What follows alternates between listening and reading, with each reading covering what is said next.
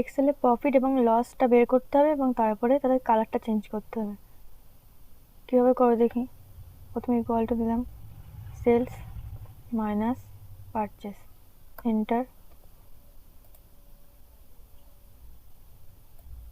Drag করলাম।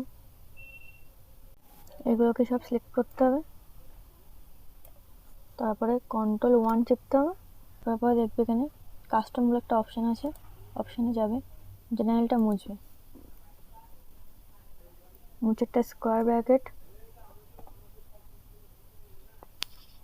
তারপরে তুমি লিখবে কালার। কালার লেখার পরে লিখবে 10,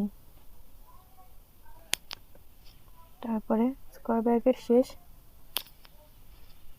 0 দেবে, একটা সেমিকোলন দেবে, দিয়ে আবার একটা স্কোয়ার ব্র্যাকেট দেবে, তার মধ্যে আবার লিখবে কালার।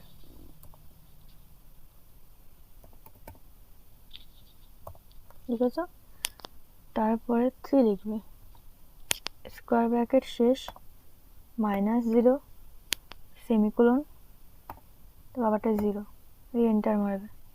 তার মানে প্রফিটগুলো সব গ্রিন কালারে এসছে আর লসগুলো সব রেড কালারে এসছে।